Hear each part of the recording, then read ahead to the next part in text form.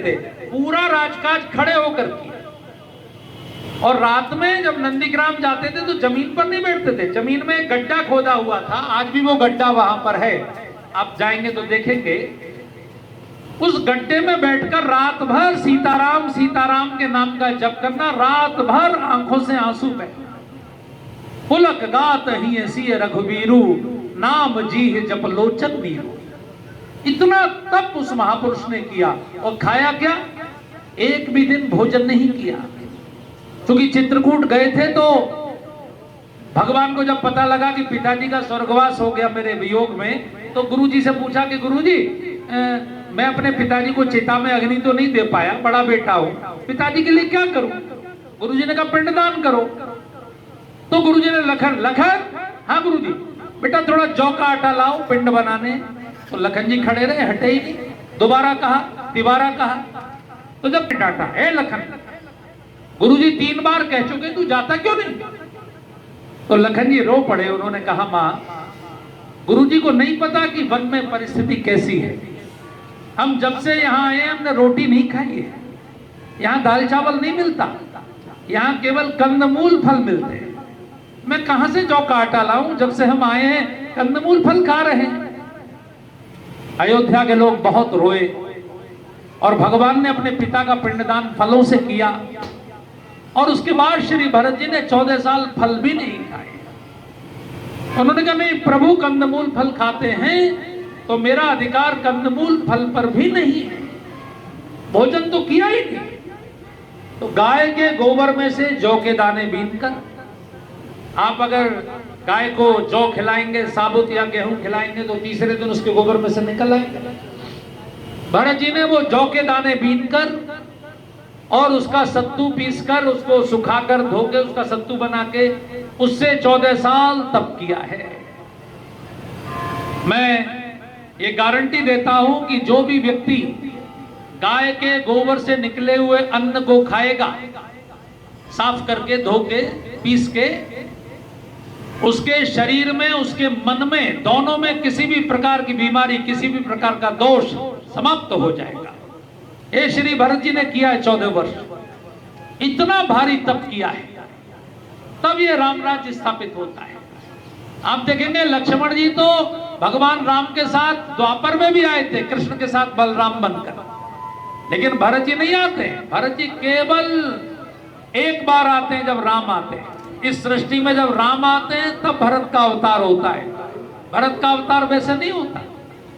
तो आज मुझे भरत जी की कथा सुनाने के पीछे आपको हेतु ये है कि गौ सेवा के माध्यम से ही, पंचगव्य के माध्यम से ही श्री भरत जी ने राम राज्य को स्थापित किया।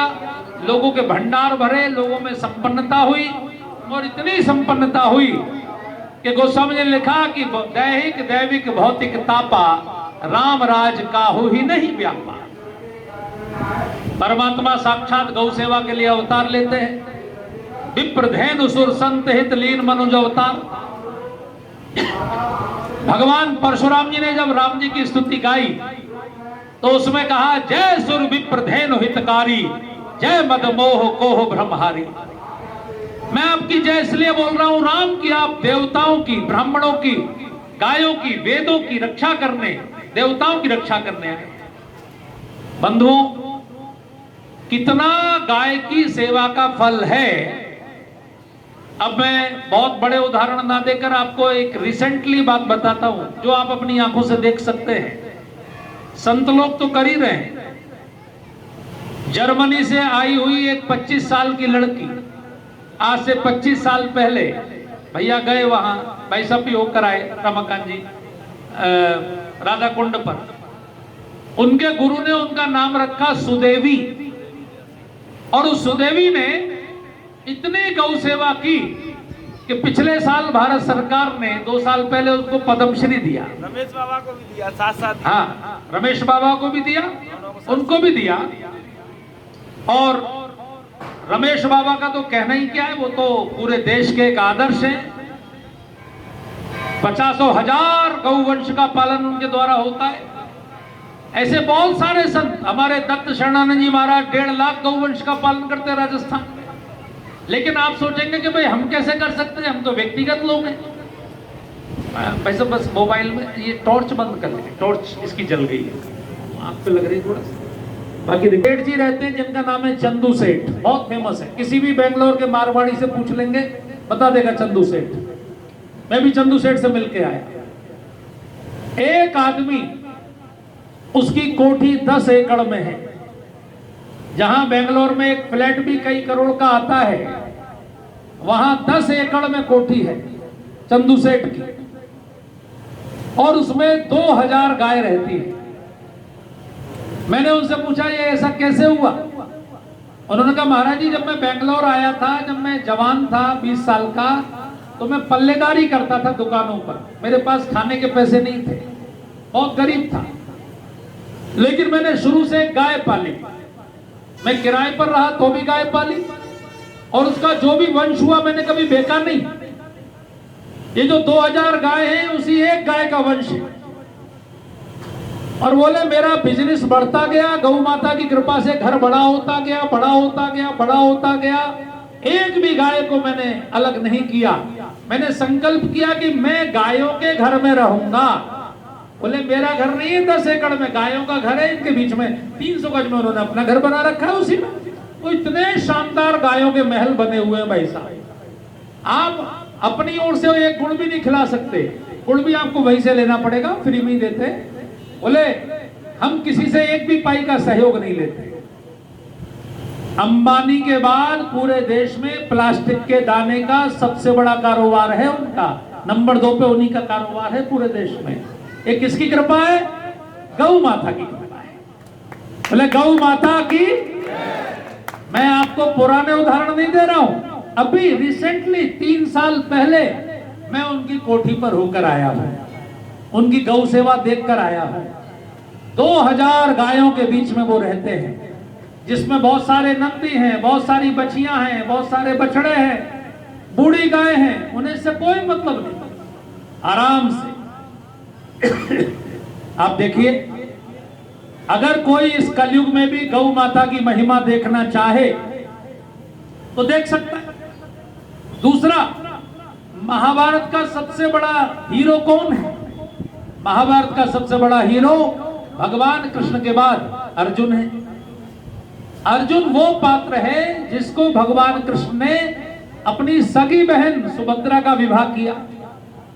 अर्जुन का ही बेटा था अभिमन्यु, जो भगवान कृष्ण का इकलौता भांजा, सबसे प्रिय भांजा, जो उनका शिष्य भी था, क्योंकि पांडव तो 13 वर्ष वनवास में चले गए थे, तो अभिमन्यु को पाल पोस कर बड़ा करने का काम तो भगवान कृष्ण ने ही किया, इसलिए उनका भांजा भी था, उनका शिष्य भी था अभिमन्यु। तो वो अर्जुन के साथ उन्होंने अपनी बहन की शादी क्यों की? ये बड़ी रोचक घटना है, आप सबको सुनाइएगा कि जिस समय पांडवों ने द्रौपदी को जीतकर इंद्रप्रस्थ राजधानी बन गई, और इंद्रप्रस्थ राजधानी बनने के बाद रायसू यज्ञ हो गया और चारों दिशाओं को पांडवों ने जीत लिया, अर्जुन सबसे बड़े हीरो हो गए, युधिष्ठिर देश के सबसे बड़े सम्राट हो गए। उस समय अचानक एक ब्राह्मण अर्जुन के यहाँ आया और उस ब्राह्मण ने कहा, हे महाबली अर्जुन, मेरी गायों को डाकू ले जा रहे, डकैती डालकर ले जा रहे। भैया यहाँ कोई हो तो बुरा मत मानना, उन्हीं का क्षेत्र है, लेकिन हाँ तो अर्जुन ने, ब्राह्मण ने पुकारा, त्राइमाम त्राइमाम, हे अर्जुन रक्षा करो। अर्जुन दौड़ा, अर्जुन तो परम गौ भक्त था, अर्जुन दौड़ा, लेकिन अर्जुन को याद आया कि मेरा धनुष बाण तो द्रौपदी के भवन में रखा है, गांडीव। तो अर्जुन अपना गांडीव लेने द्रौपदी के भवन की ओर गया, तो वहां द्वारपाल ने कहा कि अंदर युधिष्ठिर महाराज है। तो इन पांचों भाइयों में ये मर्यादा थी कि अगर एक भाई अंदर है तो दूसरा भाई अंदर प्रवेश नहीं करेगा, और वो प्रवेश करेगा तो उसे 12 वर्ष का वनवास जाना होगा, ये मर्यादा थी। आप सोचिए, महलों की लाइफ छोड़कर, लाल बत्ती छोड़कर, इतनी सुंदर कोठी और बिल्डिंग छोड़कर, ऐसा भवन छोड़कर जिसमें ये पता नहीं लगता था कि जल कहाँ है और थल कहाँ है, जिसकी दीवारों में दुर्योधन टकरा गया था, इतनी शानदार जिंदगी छोड़कर, ये जानते हुए भी कि मुझे 12 वर्ष वनवास में जाना पड़ेगा, अर्जुन अंदर घुस गए, अपना गांडीव निकाल के लाया, डाकुओं का पीछा किया, डाकुओं को मारा, ब्राह्मण की गायों को वापस किया। और आप आश्चर्य करेंगे कि दरबार में नहीं आया। अगर इस विषय को रखता कि इस मजबूरी के कारण मैंने प्रवेश किया तो शायद क्षमा हो जाती, लेकिन बिना किसी को बताए अर्जुन 12 साल वनवास में चला गया। और उसी 12 वर्ष के वनवास ने उसकी जिंदगी बदल दी। उसने उस वनवास को ऐसे फालतू में नहीं बिताया। उसने 12 वर्ष में लगातार तप करके महादेव को प्रसन्न करके महादेव से दिव्य अस्त्र पाशुपत अस्त्र प्राप्त किए, दैत्यों के वध किए, देवताओं को प्रसन्न किया, देवताओं से भी दिव्यास्त्र प्राप्त किए। उसने देवताओं के सबसे सुंदर अप्सरा और उर्वशी से नृत्य सीखा, गायन सीखा, वादन सीखा। उर्वशी उस पर मोहित हो गई। अर्जुन ने कहा आप मेरी मां हैं, मैं पराई नारी को मां की दृष्टि से देखता हूं, पराई धन को मिट्टी की दृष्टि से देखता हूं। मात्रवत परदारेषु परद्रव्येषु लोष्टवत। उर्वशी ने कहा मैं तुझे श्राप दूंगी। अर्जुन ने कहा श्राप मंजूर है। उर्वशी ने जो उसको नपुंसक होने का श्राप दिया, उसका उपयोग भी अर्जुन ने 1 साल महाराज विराट के यहाँ प्रहनला बनकर किया। और महाराज विराट की पुत्री उत्तरा को भी उसने वही नृत्य गायन और संगीत सिखाया। उत्तरा भी उस पर मोहित हुई। उसने उत्तरा को कहा तू मेरी बेटी है, शिष्या बेटी होती है, मैं तेरा विवाह बिल्कुल मेरे जैसा, जो मेरी ट्रू कॉपी मेरा पुत्र है अभिमन्यु, उसके साथ करूंगा। उत्तरा का विवाह अभिमन्यु के साथ किया, जिनका पुत्र परीक्षित इस देश का सबसे बड़ा भक्त के रूप में, आज भी कहीं भागवत होती है तो मुख्य यजमान को परीक्षित ही बोलते हैं। ये जो कैरेक्टर की विशेषता है ये कहां से आई? गौ माता से। अर्जुन किसको कहते हैं? जिसमें टेढ़ापन नहीं होता। अर्जुन माने सीधा सीधा सरल। गौ दुनिया का सबसे सरल प्राणी है, इसलिए गौ का दूध पीने वाला हिंदुस्तान भी, गौ का दही खाने वाला, गऊ का घी खाने वाला हिंदुस्तान सबसे सरल मन का देश हुआ, सबसे आध्यात्मिक मन का देश हुआ। क्योंकि जैसा खाएंगे अन्न वैसा बनेगा मन। पंचगव्य की यह विशेषता थी कि अर्जुन को भगवान ने अपना विराट रूप दिखाया, उसका रथ आंका, उसके लिए भगवत गीता का उपदेश किया, जो किसी के लिए नहीं किया।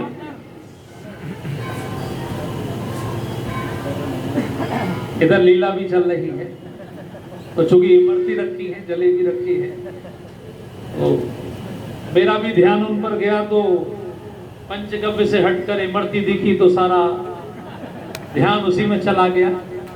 वो है ही इतनी आकर्षक। तो मेरा निवेदन आपसे इतना है भाई साहब की गौ सेवा की कथाएं तो बहुत हैं। इतनी कथाएं हैं कि रघुवंश का वंश भी गौ सेवा से चला है। लेकिन गौ दुनिया का सबसे सरल प्राणी होने के कारण, सबसे प्रेमी जीव होने के कारण, आज आप देखिए कि हमारे ब्रज की माताएं अब तो कम बोलती हैं, लेकिन पुरानी माताओं को आप देखेंगे जो अभी भी बूढ़ी माताएं हैं, अभी भी अपने बच्चों के सिर पर हाथ फेरती हैं लाड़ में, तो कहते हैं मेरो बछड़ा, मेरो बछड़ा, ऐसे करती है ना। क्योंकि दुनिया में गाय ही सबसे ज्यादा अपने बच्चे को प्रेम करती है। ये जो वंश शब्द है, बच्चा शब्द है, ये बच्चे ही बना है। तो भैंस अपने बच्चे को इतना प्रेम नहीं करती, इसलिए यहाँ इस विभाग में भैंस के बच्चे को क्या बोलते हैं? पड्डा। पड्डा क्यों बोलते हैं? क्योंकि पड़ा रहता है। कहीं पड़ा बोलते हैं, कहीं पड्डा बोलते हैं, कहीं पाड़ा बोलते हैं, कहीं पड़रा बोलते हैं। तो क्योंकि वो पड़ा रहता है। और गाय का बछड़ा वो खड़ा होता है, गाय का बछड़ा उछलता है, भैंस का पड्डा पड़ा रहता है। अब आपके बच्चे अगर भैंस का दूध पिएंगे तो फिर क्या बनेंगे? पड़रा की बछड़ा। अब उनका पेपर होगा, उनकी मम्मी उन्हें जगाएंगी, बेटा तेरा पेपर है, उठ रिवीजन कर ले। वो फिर पड़ा, फिर पड़रा, बहुत तेरा जगाएंगे, फिर पड्डा। आप कभी गाय से आंख मिला के देखिए। आपने कभी गाय से आंखें मिलाई हैं? आप मिला के देखिए, गाय यहीं घूम रही है। इतनी प्यारी आंखें होती हैं भाई साहब, माँ वाली आंखें। और कभी भैंस से आंख मिलाई, कभी भैंस के साथ नैन मटक्का करिए, ऐसा लगेगा आपको जैसे यमराज आपको देख रहे हो, एकदम लाल आंखें। देखो भैया, नंदी पर आते हैं महादेव और भैंसे पर आते हैं यमराज। अब किसको बुलाना है, ये तो अपने को तय करना है। तो महादेव की कृपा, ये बटेश्वर लोग दर्शन करने आ रहे हैं, ये पत्थर के नंदी पर जल चढ़ा रहे हैं और अपने नंदी बेचारे मारे मारे डोल रहे हैं। तो ये जो नंदी की सेवा है, इस समय इसको सर्वाधिक आवश्यकता है हम सबके सहयोग की। गौ सेवा की गतिविधि एकमात्र ऐसी गतिविधि है, ये जो गौ सेवा का विभाग है, अगर ये विभाग सक्रिय हो जाए और ठीक से योग्य लोग मार्गदर्शन में आ जाएं, तो ऐसा नहीं है कि कोई समस्या है, समस्या बिल्कुल नहीं है। आज 8 लाख साल में, मेरी बात को ध्यान से सुनिएगा, साइंस की बात है, 8 लाख वर्षों में पृथ्वी पर सर्वाधिक कार्बन डाइऑक्साइड का लेवल इस समय है। ऑक्सीजन सबसे कम हो चुकी है। क्यों? क्योंकि इतना, हर चीज में इतना डीजल वाहनों का उपयोग है, हर चीज में इतनी फैक्ट्रियां हैं। अगर सरकार ये नियम बना दे कि अंदर जितनी माल की ढुलाई होगी शहर में, शहर के अंदर बड़े बड़े ट्रक, बड़े बड़े वाहन क्यों घुसेंगे? सरकार ये नियम बना दे कि शहर के बाहर बड़ी बड़ी गाड़ियों से छोटी बैलगाड़ियों में सामान लोड होगा और बैलगाड़ियों से सामान अंदर जाएगा। बस एक नियम बनाने से सारे बैलों का पालन हो जाएगा, सारे बछड़ों का सदुपयोग हो जाएगा। ये तो सरकार को नियम बनाना, इसमें किसे क्या करना। बहुत सारी चीजें ऐसी हैं, जैसे बैल के कोल्हू का जो तेल होगा उसको हम मान्यता दें। जगह जगह बैलों के कोल्हू लग सकते हैं, जगह जगह बैलों के आटे की चक्की लग सकती है, बहुत सारी चीजें हो सकती है, लेकिन वो करने वाले की बात है, जो जागृत होगा वो करेगा। आप सबसे मेरा निवेदन है, गौ सेवा के गतिविधि के जो कार्यकर्ता हैं उनको यही जागरूकता निर्माण करने का काम करना है। देखिए, समाज जागृत होता है तब सब काम होते हैं। समाज सोता है तो, अब भगवान तो जगाते नहीं है, भगवान क्या करते हैं? जो सोबत है सो होबत है, जो जागत है सो। भगवान का नियम है, आप सो गए तो भगवान आपको छोड़ के बढ़ जाएंगे। अयोध्या के लोग भगवान के साथ गए थे चित्रकूट की यात्रा में, बीच में सो गए तो भगवान छोड़ के चले गए। लेकिन संत की यह विशेषता है कि सोते हुए समाज को जगाकर भगवान की ओर लेकर चलना, ये संत का काम है। राष्ट्रीय स्वयंसेवक संघ का प्रत्येक कार्यकर्ता ये संघ की भूमिका में है, संत की भूमिका में है। उसका काम एक ही है, समाज को जागरण करना और धर्म के मार्ग पर आगे बढ़ाना। क्योंकि धर्म का मार्ग यानी भगवान का काम। भगवान क्या करने आते हैं? धर्म संस्थापनार्थाय संभवामि। तो भगवान जब धर्म की स्थापना करने आते हैं तो भगवान की धर्म की स्थापना के 4 प्रमुख स्तंभ हैं, विप्र, धेनु, सुर, संत, ये 4। इसलिए धेनु की सेवा, गाय की सेवा, गाय के प्रति जागरण, ये सीधे धर्म की स्थापना का एक बहुत प्रमुख काम है। आप सबसे निवेदन है कि सरकार ने बहुत सारी गौशालाएं खोली हैं। मैं ये नहीं कह रहा कि आप बहुत गौशाला चलाइए, मैं आपसे दूसरा निवेदन कर रहा हूं। सरकार बहुत सारी गौशालाएं चला रही है, लेकिन हो क्या रहा है? उसमें सब सरकारी कर्मचारी हैं और हम लोग इतने उदासीन हो जाते हैं कि अपने पड़ोस की गौशाला को भी देखने नहीं जाते। तो हम अगर इतना एक संकल्प कर लें सभी कार्यकर्ता कि हम सब प्रभावी लोग हैं, हम सबके संपर्क में कोई ना कोई विद्यालय है कि नहीं, होगा कि नहीं, तो विद्यालय के प्रधानाचार्य और मैनेजमेंट से संपर्क करके हम उनसे निवेदन करें कि भाई साहब गौ ग्रास की रोटी मंगवा दीजिए। अपने सभी बच्चों से कहिए कि गौ ग्रास की रोटी स्कूल में भेज दें, स्कूल के माध्यम से गौ ग्रास की रोटी गौशाला को भेजी जाएगी। उस स्कूल को कितना पुण्य मिलेगा? उस स्कूल के बगल में जो गौशाला होगी, स्कूल से वहां चली जाएंगी रोटियां, तो कम से कम सानी में पानी में भिगो के उसको भूस के साथ खिला देंगे तो गायों को कुछ तो पौष्टिक अन्न मिल जाएगा। नहीं तो कुछ मिलता नहीं, भूसे में क्या, जीरो वैल्यू है उसकी। इसी प्रकार स्कूल के